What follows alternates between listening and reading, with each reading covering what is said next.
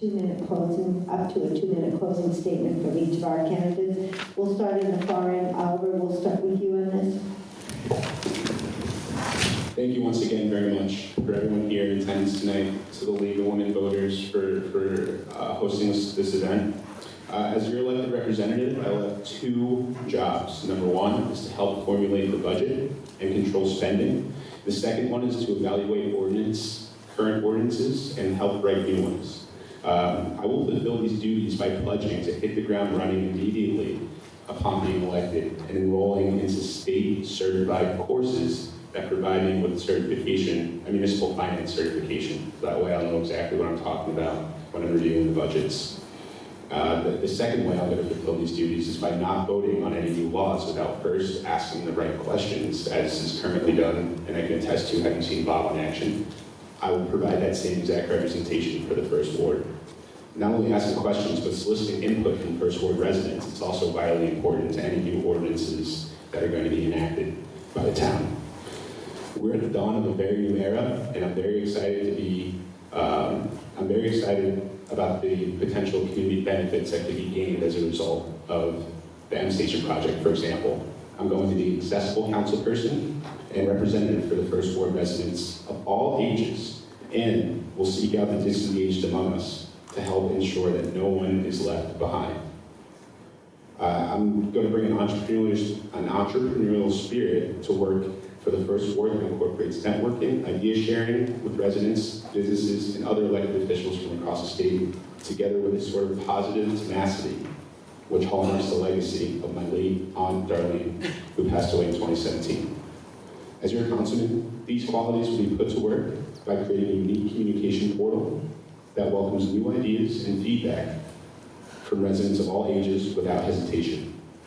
In time, a more informed citizenry will be fostered, and better community-based decision-making on council will result from a new status quo. Thank you. Thank you. Tawanna? Again, I would like to thank the League of Women Voters for this opportunity tonight. I, as the elected councilwoman, will truly listen to my constituents. I will hold meetings so that I can bring back their opinion about what is concerning to them in our ward. And I would like to thank those who voted for me during the primary, and just to say that I still need your support during this general election. So I definitely want to be your voice, and I truly have your concern because I am invested and I care about the ward and the residents who live in it, and the wards throughout this whole town. So Thank you. Lorena? Sure. In closing, I would like to also thank the League of Women Voters and everybody who came out here tonight to take the time to listen to us.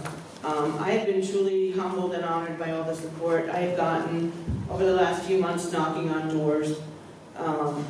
I believe that transparency and accountability is going to be a must in our town council. We need to implement some type of open communication and find some effective ways of getting that back to our residents. Thank you. Alison? Thank you all for coming out tonight, and thank you all for your support in the past. I hope I can count on your support on Tuesday. Our council meetings are videotaped. There are some towns, believe it or not, that still don't have videotaped council meetings. And that's a real issue for some of the townsfolk in those towns.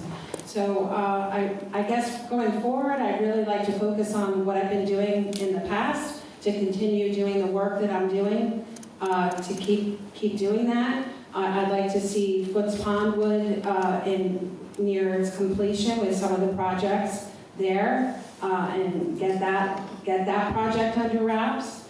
I'd like to do more with pedestrian and walkability and safety. I've implemented a number of crosswalks and curb cuts, but I want to keep continuing doing that work. And I really want to keep continuing looking at the budget, managing spending, controlling spending, because the council's role is our primary role is fiduciary responsibility.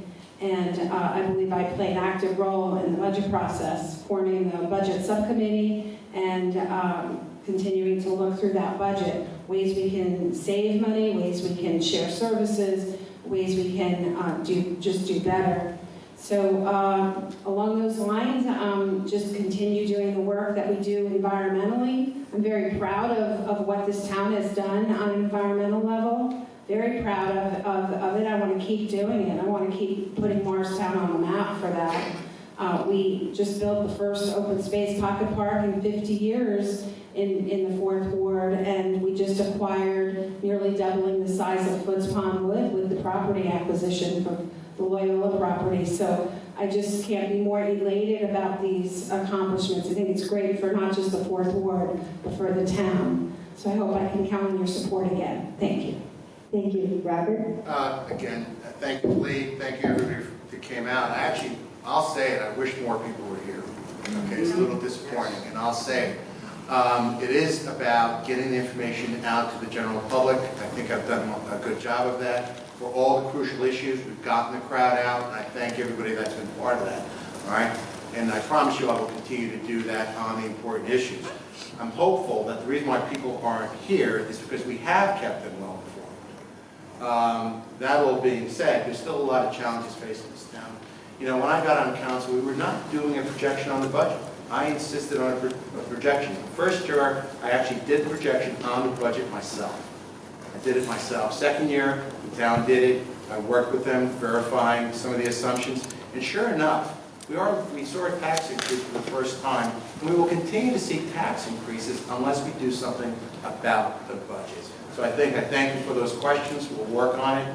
I think I'm one of the better people that can actually work on a budget. I actually am very experienced in putting budgets and doing turnarounds. That's my business. That all being said, I encourage everybody to stay involved, keep asking the questions. Every time you talk to me, I learn something new. I came out of here tonight picking up 2 points. Maybe we have to start doing office hours so people can come, because maybe they don't have all that access to computers and emails. Maybe you have to have standing office hours.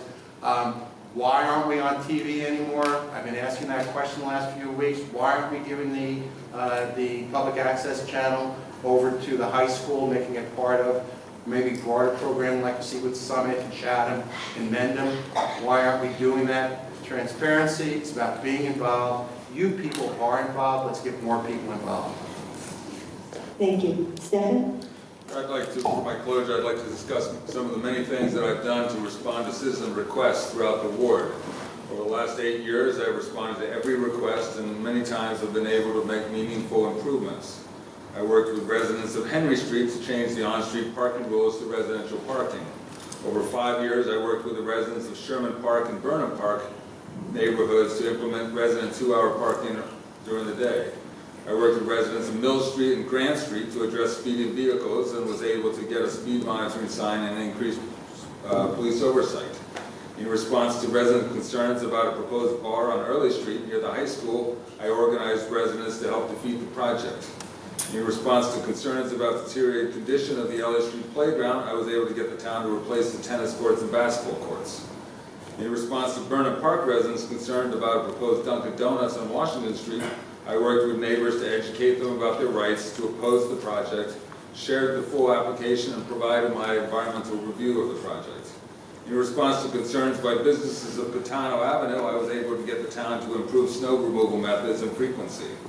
In response to concerned residents of Kenmure Avenue about 2 houses that were overcrowded, I was able to get a neighborhood meeting with the mayor and zoning officer, which subsequently resulted in the conformance of these 2 properties. I believe that everyone who has ever reached out to me appreciates the expediency of my attention and response, and the vast majority are satisfied with the result. That said, if any resident or business owner of the 3rd Ward has a concern, please reach out to me so I can help. Thank you. Thank you. We can now give our candidates a few moments.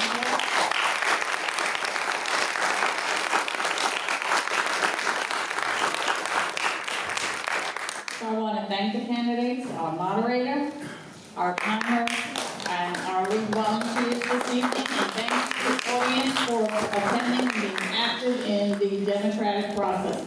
Don't forget to vote on Tuesday. There's literature on the back table about the ballot question. Don't forget to grab it. And safe going home. Thank you.